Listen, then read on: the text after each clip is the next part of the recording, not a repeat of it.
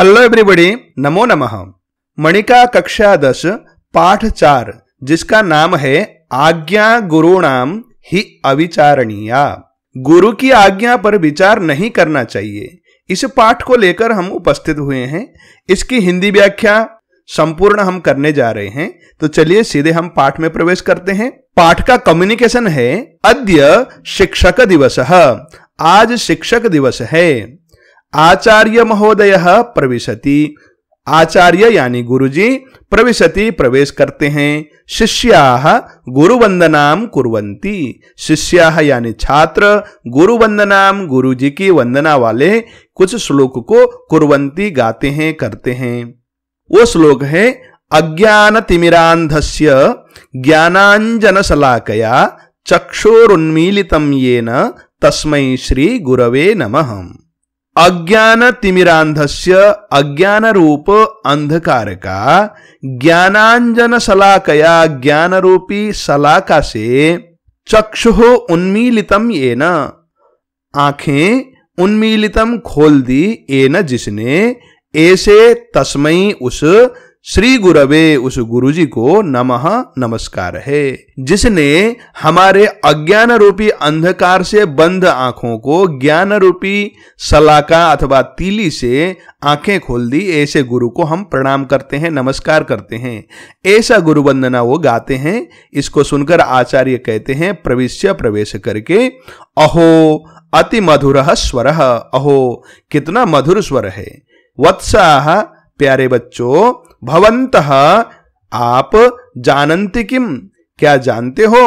अत्र यहां पर यानी इस श्लोक में कस्मै प्रणामः क्रियते, किसको प्रणाम किया जा रहा है।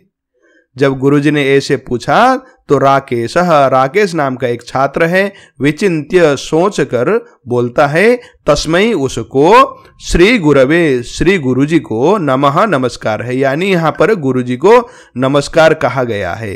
अत्र तु यहां पर गुरवे गुरुजी को एव ही प्रणामः क्रियते प्रणाम किया जा रहा है, ऐसा कहता है। उसके पश्चात आचार्य गुरुजी बोलते हैं शोभनम बहुत बढ़िया। गुरुहु इति शब्दस्य गुरु इस शब्द का को अर्थः कह अर्थः क्या अर्थ है। राधिका नाम की छात्रा बोलती है ननु आचार्य एव। ननु निश्चय ही आचार्य ही होना चाहिए अथवा गुरुजी ही होना चाहिए। इसका तो अर्थ इसका एक पर्यायवाची शब्द उसने बता दिया। आचार्य जी इस बात को सुनकर कहते हैं शोभनम बहुत बढ़िया। परम भवन्तः जानन्ति किम। परम क्या भवन्तः आप लोग जानन्ति किम जानते हैं क्या। गुरु शब्दस्य अन्ये अपि अर्थाः भवन्ति। गुरु शब्द के अन्य अर्थ भी होते हैं, यानी आचार्य अर्थ को छोड़कर अन्य अर्थ भी होते हैं। तो वो क्या क्या अर्थ हैं वो जानते हैं, ऐसा उन्होंने पूछा। ऋचा कहती है किम अस्य अन्ये अपि अर्थाः भवन्ति, क्या इसके दूसरे अर्थ भी होते हैं। इस बात को सुनकर आचार्य जी कहते हैं आम शब्दार्थम दृष्ट्वा वदन्तु। हां, नीचे शब्दार्थ को देखकर बोलिए। पाठ के शब्दार्थ को देखकर राधिका कहती है ज्ञान वृद्धः आदरणीयः गरिष्ठः। ज्ञान वृद्धः ज्ञान में बड़ा, आदरणीय और गरिष्ठ यानी सम्माननीय, ऐसा अर्थ वहां पर दिया गया। उसने देख लिया। अब उसके बाद आचार्य जी कहते हैं आम ज्ञातव्यम यत्, ये जानने योग्य है कि ज्ञान वृद्धः यदि बालोपि स्यात्। ज्ञान से वृद्ध यानी जो ज्ञानी व्यक्ति है वह बालः अपि बालक भी हो, सोपि पूजनीयः वो भी पूजनीय होता है। यहां पर बालो अपि बालः अपि होता है, सोपि सह अपि हो जाता है। यहां पर भी संधि है, यह पूजनीय होता है। उसके बाद अभिषेक कहता है आम अस्माभिः पठितम अपि। हमने 9वीं कक्षा में एक पाठ पढ़ा भी है, उसी बात को वह याद कर रहा है। अष्टावक्रस्तु 12 वर्षीयः एव आसीत् परन्तु सर्वैः वन्द्यः जातः। अष्टावक्रः तो 12 वर्षीयः 12 वर्ष का एव ही आसीत् था, परंतु फिर भी सर्वैः सब लोगों के द्वारा वंद्यः पूजनीय वंदनीय जातः हो गया। यानी वो अष्टावक्र तो बहुत छोटा था, हमने कथा तो पढ़ी है 9वीं में, तो उतना छोटा होने पर भी वो सबके द्वारा पूजनीय हो गया था। इस बात को अभिषेक कहता है। आचार्य, अब गुरुजी कहते हैं साधु, बहुत बढ़िया, आपने पुरानी बात को याद की 9वीं की बात को।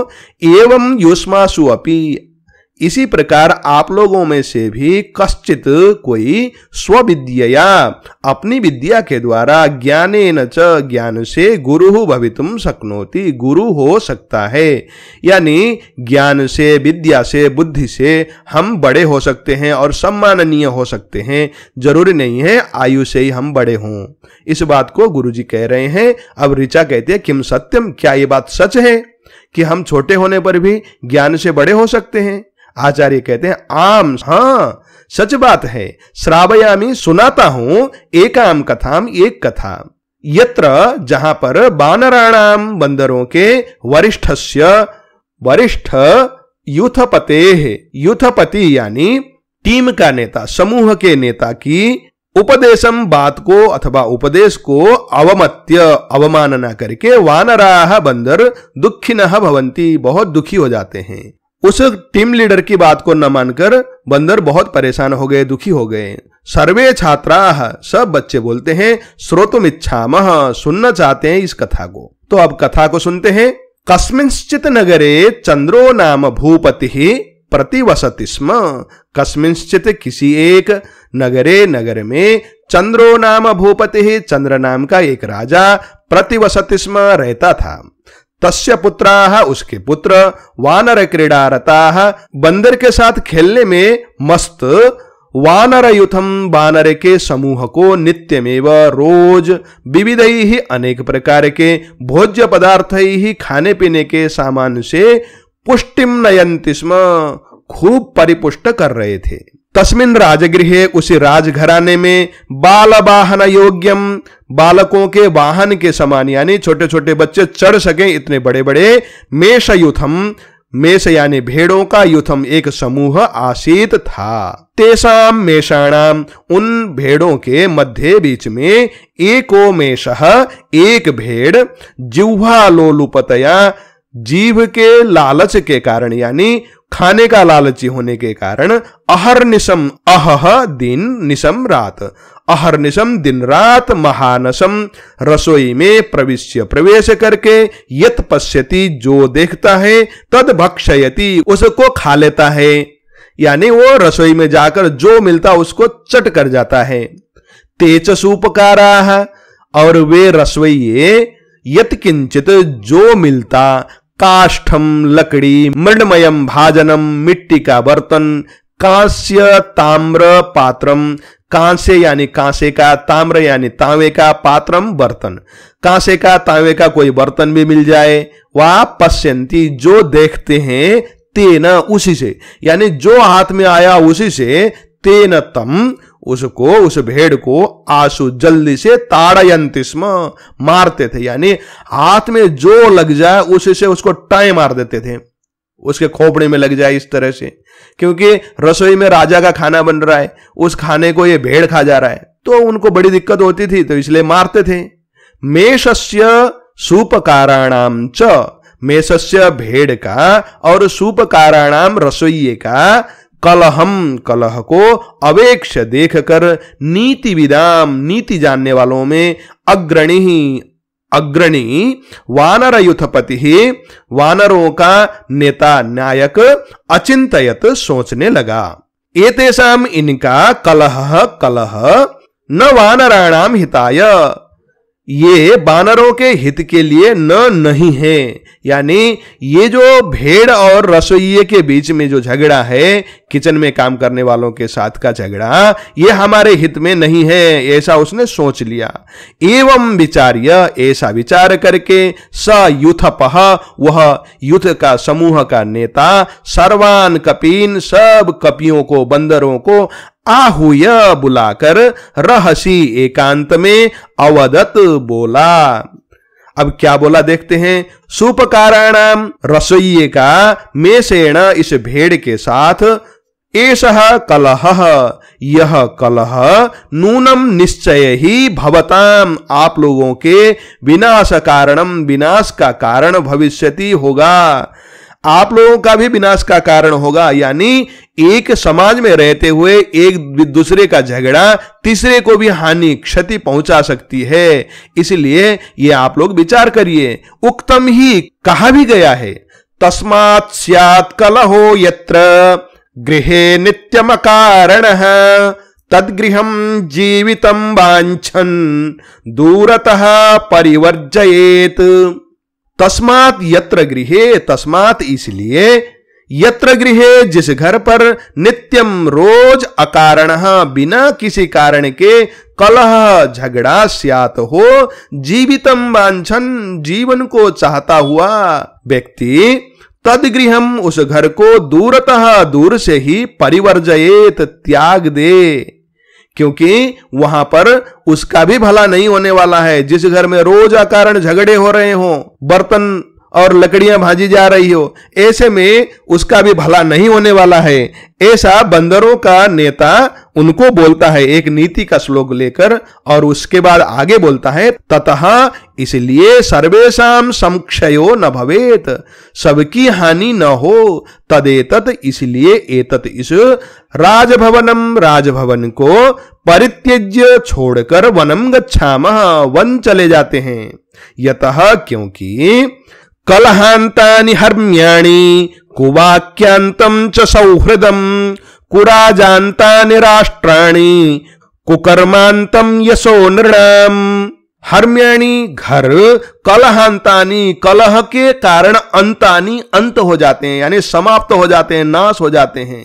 सौहृदम च मित्रता, कुवाक्यांतम कड़वा बोलने के कारण मित्रता नष्ट हो जाती है, नाश हो जाती है। राष्ट्राणी देश, कुराजांतानी, कुराज अंतानी, कुराज यानी बुरे शासक के कारण अंतानी नष्ट हो जाते हैं। उसी प्रकार से नृणाम यशः, मनुष्य का यश भी, कुकर्मांतम, कुकर्म अंतम, कुकर्म के कारण अंत हो जाता है उसका। किसका? उसके यश का। जो यश प्रताप, जो इज्जत कमाई है, बुरे कर्म करते ही खत्म हो जाता है। इसलिए जहां पर कलह हो वो घर तो नाश हो जाएगा, घर में रखी हुई वस्तु, घर में रहने वाले लोग भी तो नाश हो जाएंगे। इसलिए चलो, चलना चाहिए, इस घर को त्याग देते हैं, ऐसा उनका नेता बोला।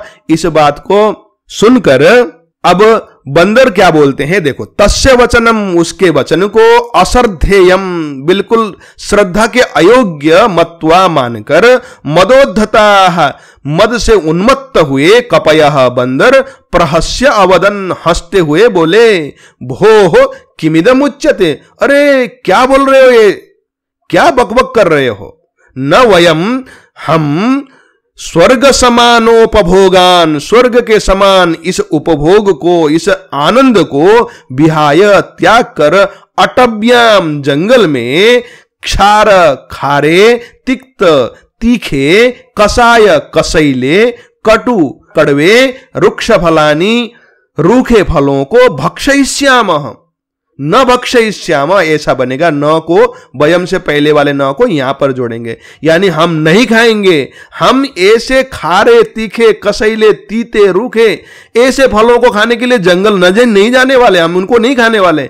यह हमें स्वर्ग के समान सुख भोग मिल रहा है। तत्श्रुत्वा, इस बात को सुनकर, साश्रुनयनः, आंसू से भरे हुए आंख वाला, यूथपति ही, समूह का नेता, बंदर के समूह का नेता, सगदगदम, भरे हुए कंठ से, गदगद कंठ यानी जब रोना आता है, आंखों में आंसू होती है तो उसकी आवाज भी अलग हो जाती है, उसका कंठ भरा आता है। देखो, ये कंठ भरा आने की बात कहते हुए मुझे एक बात याद आ गई। आप लोगों का बहुत आग्रह था, इसलिए मैं बना रहा हूं। खांसी जुकाम के कारण मेरा भी कंठ बहुत ज्यादा अच्छा नहीं है, हो सकता है कि आप लोगों को इस वीडियो में मेरी आवाज अलग से लगे, तो उसका भी कंठ अवरुद्ध था, इसलिए गदगद वाणी में उक्तवान बोला, रसना स्वाद लुब्धाः, रसना यानी जीव के, स्वाद लुब्धाः स्वाद के लालची, जीव के स्वाद के लालची, यूयम आप लोग, अस्य सुखस्य इस सुख के, कुपरिणामम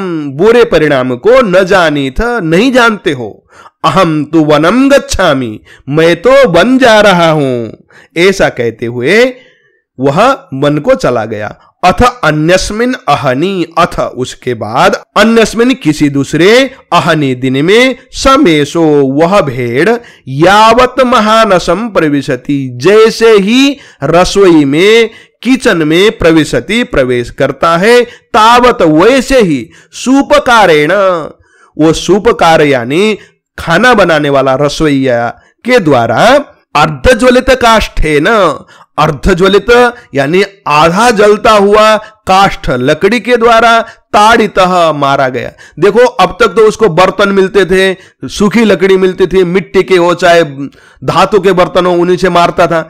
अब के उसको चूल्हे में जो जलती हुई लकड़ी है वो मिल गई उसको, उसी से मार दिया उसने। अब हुआ क्या देखो, ऊर्णा प्रचुर यानी ऊन से भरा हुआ मेषः भेड़, पूरे शरीर में तो उसका ऊन ही ऊन था। अब वो ऊन में लकड़ी, जलती हुई लकड़ी जाके पड़ी तो वो क्या हो गया, बहनिना जाज्वल्यमान शरीर, अग्नि से जलता हुआ शरीर वाला निकटस्थाम अश्वशालाम प्रविशति, पास के अश्वशालाम घुड़साल में, अश्वशाला में प्रविशति प्रवेश करता है। अब आग को लेकर घुड़साल में प्रवेश कर गया।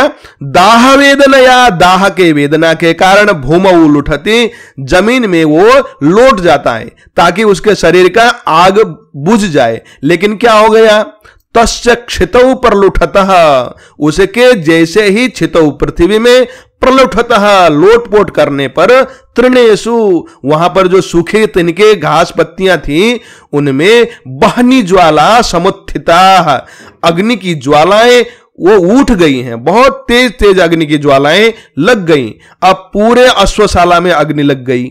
ज्वाला माला यानी ज्वाला के लपटों में आकुला, आकुल व्याकुल हुए अश्वाह घोड़े, प्राण त्राणाय, अपने प्राण को बचाने के लिए इतस्ततः इधर उधर अधावन दौड़ने लगे, क्योंकि उनके पूरे घुड़साल में आग लग गई, उनको भी आग लग गया। उससे तेसु केचित, उनमें से कुछ यानी घोड़े दग्धा जल गए, केचिद अर्धदग्धा, कुछ आधे जल गए, केचन च पंचत्वम गताः, केचन च कुछ घोड़े पंचत्वम यानी मृत्यु को गताः प्राप्त हो गए, यानी कुछ तो आधे जल गए, कुछ पूरे जल गए, कुछ मर गए, कुछ जल गए। ऐसे हालात में सारे घोड़े हो गए। राजा के युद्ध के लिए रखे हुए घोड़े हैं ये। युद्ध में घोड़ों का बहुत उपयोग होता था पुराने जमाने में, तो बेचारे उसके पूरे युद्ध के साजो सामग्री मर गई। हयशाला घुड़साल को दग्ध यानी जले हुए विज्ञाय जानकर सविषादः बहुत विषाद से युक्त राजा ने शालिहोत्रान, घोड़ों का देखभाल करने वाले जो वैद्य हैं उनको शालिहोत्र कहा जाता है। हमारे भारतीय परंपरा में वैद्य भी अनेक प्रकार के थे। एनिमल हस्बेंडरी करने वालों में भी घोड़ों की देखभाल करने वाले, औषधि करने वालों को शालिहोत्र कहा जाता था। इसी प्रकार से हाथी के लिए अलग होते थे, अन्य पशुओं के लिए अलग होते थे। तो ये शालिहोत्र घोड़ों की देखभाल करने वाले घोड़ों के वैद्य हैं। वैद्यान, वैद्यों को आहूय बुलाकर अपृच्छत पूछा, अरे हाय रे दग्धा जल गए, मे घोटका मेरे घोड़े, कथम रक्षणीय, कैसे इनको बचाएं, सपदी जल्दी से उपाय क्रियताम, उपाय करो। अब तदा राजवैद्य, उस समय वो राजवैद्य प्रोवाच बोला, कपीनाम मेदसा दोषो वह निदाह समुद्भवः, अश्वानाम नासमभ्येति तमः सूर्योदये यथा। अश्वानाम घोड़ों के वह निदाह, अग्नि से उत्पन्न दाह यानी जलने से हुए दोष यानी दोष को, कपीनाम बंदरों के मेदसा चर्बी से नासमभ्येति नाश प्राप्त हो जाता है, यानी घोड़ों के जो जले हुए घाव हैं बंदरों के चर्बी से चट हो जाता है। यथा सूर्योदय, जैसे सूर्य के उदय हो जाने से तमह अंधकार नाश हो जाता है, यानी एकदम चुटकी में साफ हो जाएगा, बस बंदरों की चर्बी लेके आओ। अब आ जाओ तुम बंदर लाइन में। अब राजा ने कहा, यथोचितम क्रियताम, जैसा चाहो वैसा करो, आपकी इच्छा है तो हमारे पास बंदर बहुत है, खूब खिला पिला के रखा है। उसने कहा ठीक है करो। इति राजादेशम श्रुत्वा, ऐसे राजा के आदेश को सुनकर सर्वे भयत्रस्ताः कपयः अचिंतयन्, सब भय से त्रस्त हुए कपयः बंदर अचिंतयन् सोचने लगे। अब सोच रहे हैं, हा हताः वयम, अरे मर गए हम, अवधीरिताः अवहेलना करी अस्माभिः, हम लोगों ने गुरुजन उपदेशा, गुरुजन यानी सम्माननीय व्यक्ति के उपदेश को, गुरुजन के उपदेश को, गुरु के उपदेश को हमने बिल्कुल अवहेलना की। उक्तम ही कहा तो गया है, अब उनको याद आ रही गुरु जी की बात। मित्र रूपा हि रिपवः संभाष्यन्ते विचक्षणैः, ये हितम वाक्यम उत्सृज्य विपरीतोपसेविनः, ये हितम वाक्यम उत्सृज्य, जो हित वाक्य को, हितकारी बातों को उत्सृज्य त्याग कर, विपरीत उपसेविना, विपरीत उल्टा अपनाते हैं अथवा उपसेवन करते हैं, जो उल्टा काम करते हैं, ते उनको विचक्षण ही, बुद्धिमान लोगों के द्वारा, मित्र रूपा ही रिपवः, मित्र के रूप में रिपवः शत्रु संभाष्यन्ते कहे जाते हैं। यानी जो बुद्धिमान लोग होते हैं उनको, जो उल्टा काम करने वाले हैं उनको मित्र के रूप में शत्रु मानते हैं। अब देखो, अच्छी बात कही थी इनके नेता ने, इनका जो समूह का मालिक था, नेता था, उसने अच्छी बात कही थी, लेकिन उन्होंने उस समय इसकी उल्टी बात समझी, तो अब उनको याद आ रही है ये सारी बातें। तो कहने का तात्पर्य इसमें यह है कि जो व्यक्ति अपने लिए हितकारी वचन देने वाले अपने गुरुजनों की बात को नहीं मानता है, वो दुख पाता है। इसलिए सदा सर्वदा अपने गुरुजनों के उपदेश को मानना चाहिए। ये पाठ का सार है।